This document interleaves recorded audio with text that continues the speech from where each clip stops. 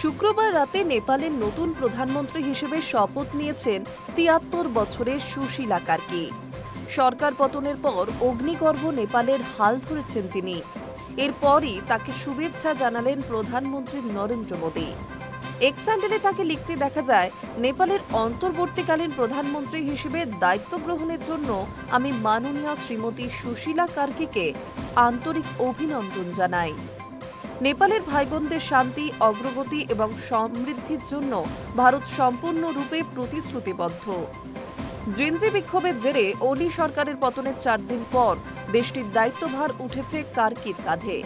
প্রধানমন্ত্রী হিসেবে তার নাম কার্যত নিশ্চিত হওয়ার পর বুধবার সংবাদ মাধ্যমের মুখোমুখি হয়ে ভারতের প্রধানমন্ত্রী নরেন্দ্র মোদীকে ধন্যবাদও জানান তিনি। বলেন, মোদীকে আমি নমস্কার জানাই, আমি তাকে সম্মান করি। ভারতের প্রতি আমার অপরিসীম শ্রদ্ধা ও স্নেহ রয়েছে, কারণ তারা সর্বদা নেপালের পাশে থেকেছে। তিনি আরো বলেন, নেপালে অনেক আগে থেকেই সমস্যা ছিল, এখন পরিস্থিতি আরো কঠিন।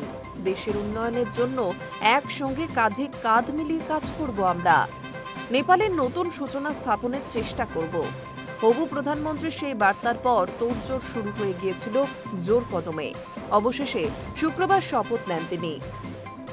প্রসঙ্গত, বুধবার ৫,০০০ যুব আন্দোলনকারী একটি ভার্চুয়াল বৈঠক করে অন্তর্বর্তী সরকারের প্রধান হিসেবে কার্কির নাম প্রস্তাব করে। জানা যায়, তরুণ প্রজন্ম কার্কির কাছে প্রস্তাব নিয়ে গেল তিনি সমর্থনের জন্য কমপক্ষে ১,০০০ লিখিত স্বাক্ষর চেয়েছিলেন। যদিও তাকে অন্তর্বর্তী সরকারের প্রধান হিসেবে সমর্থন করে ২,৫০০রও বেশি স্বাক্ষর সংগৃহীত হয়। Hi news network.